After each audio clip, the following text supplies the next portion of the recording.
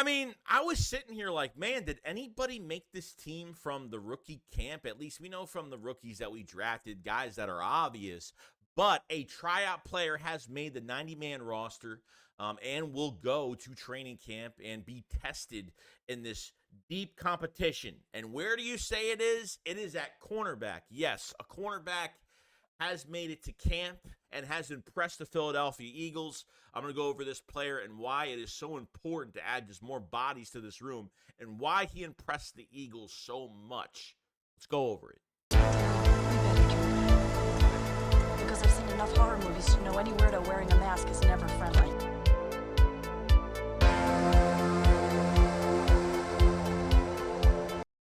Yo, what's going on, guys? I hope everyone's having a fantastic day today. So, the Eagles have, we're in the early stages, obviously, of the offseason program where you just had rookie camp.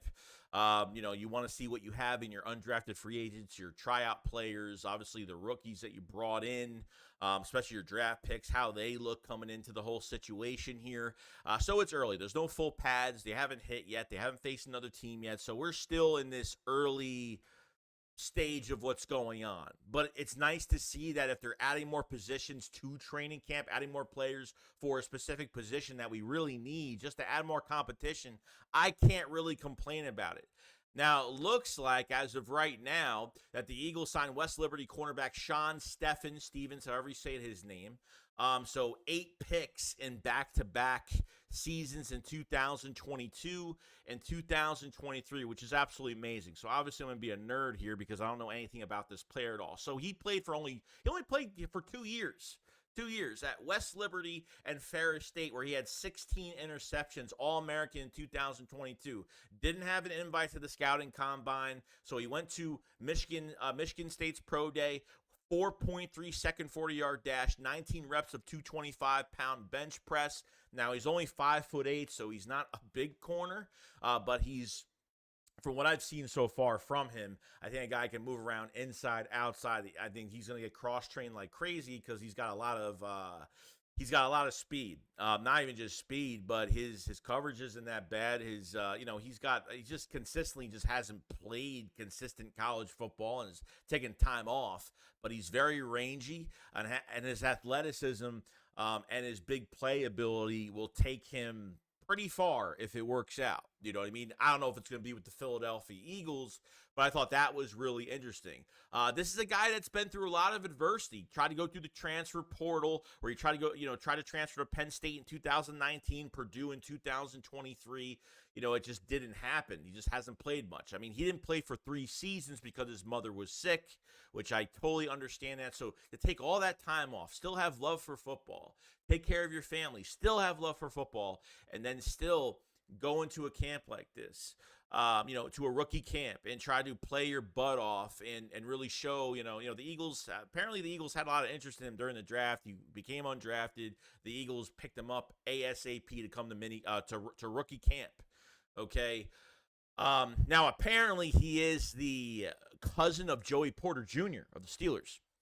And he is the nephew of Joey Porter, which is really interesting. So there are some ties to some good players. At least Joey Porter was a great player back in the day. So that's good to know. So it looks like after rookie camp, it looks like the Steelers tried to sign him immediately to their 90-man roster. And the Eagles were like, nope, we're not letting that happen at all. So that did not happen, period.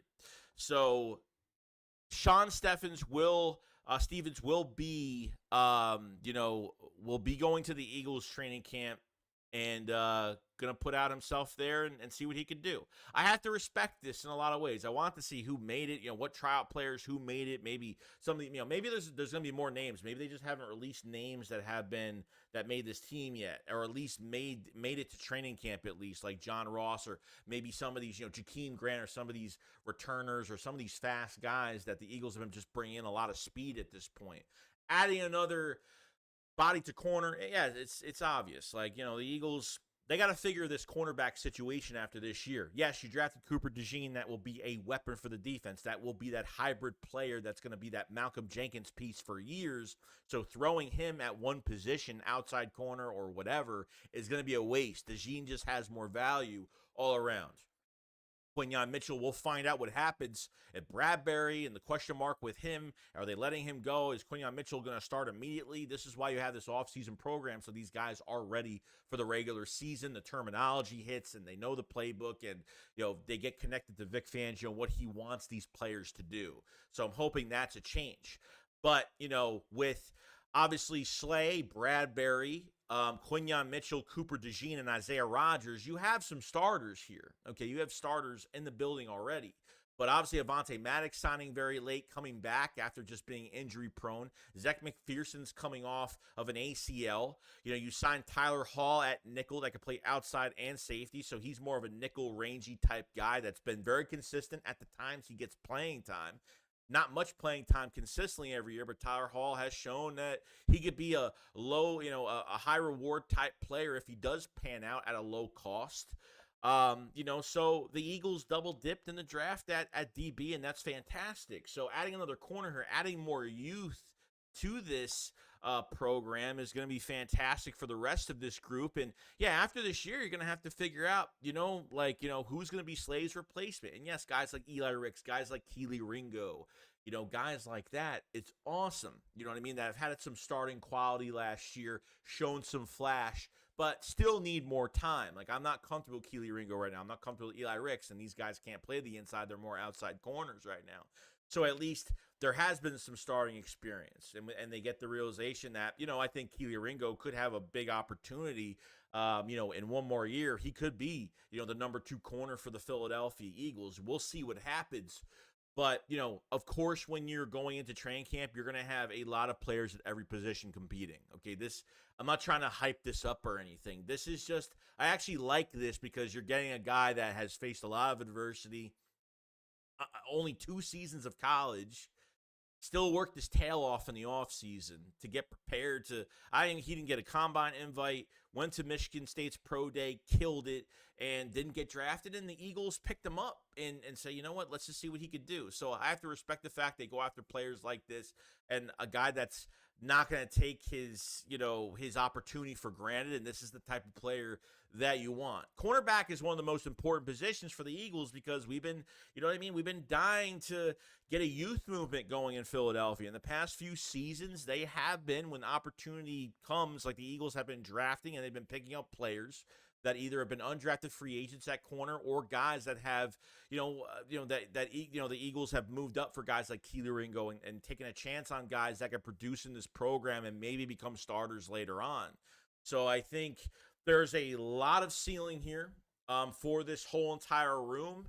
And I think this is going to be the perfect camp, not just to find out who your starters are or to see what happens with certain players getting traded or who's the future of this cornerback group, but we already kind of know who, Quinyon Mitchell coming in, but it's nice to see, we're going to find out, hey, this is the perfect depth that they have going into, an offseason program at training camp, finding out who you're going to keep, and then just working these guys throughout the season. So if someone gets hurt, there's an opportunity right there to at least showcase yourself. These guys will do that, okay? And having injury sometimes is a blessing too, because other guys get more opportunities in the regular season, as much as, we crumbled, the last 7 games. But at the same time, because of the 2 injuries we had at nickel corner with Avonte Maddox and Zech McPherson, they had to rotate guys. They had to try and see what they had that could, play on the inside. So guys get opportunities like that. Might not look perfect, but you could definitely get good feedback out of the good things and the bad things that they do on field. So you have to respect that in a case.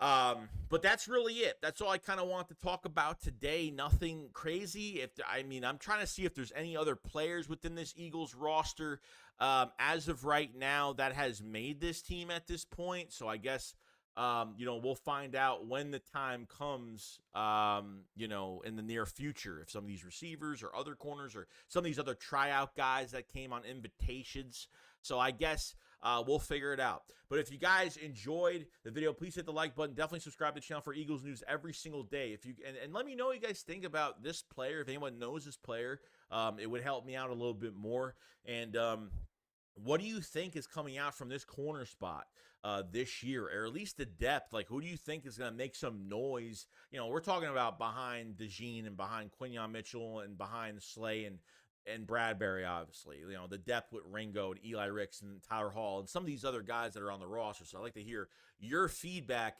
on this as well. And if you guys haven't checked out the Philly Shakedown merch, definitely check it out. The link is in the description. We have the Cooper DeJean shirt. We have the Axeman 2. Axeman 2 merch is out. Philly Shakedown podcast shirt is out as well. If you guys haven't checked out that merch, we have 6XL shirts. We have tank tops coming soon. We have another shirt coming out another week. Some more designs coming out, and a big release of big merch dropping, multiple merch dropping before the season starts for hype of the season. So we're very happy and excited for that. Just check it out. Appreciate it so much. You guys enjoy the rest of your day. Sorry for the rant and going back and forth at corner, because I feel like cornerback is always something we need to talk about, you know, especially for the future of this team. First time since 2002 where they picked back-to-back DBs, and that's a fantastic thing. A lot of depth, a lot of competition. The more competition, the better. These practices better be demanding as hell. And, you know, we better do a good job on producing guys. Coaching is the last piece of the puzzle to this whole entire situation. So, other than that, guys, that's pretty much it. I will see you guys on the next one. Shakes, what up? Follows. Peace out, guys. Peace.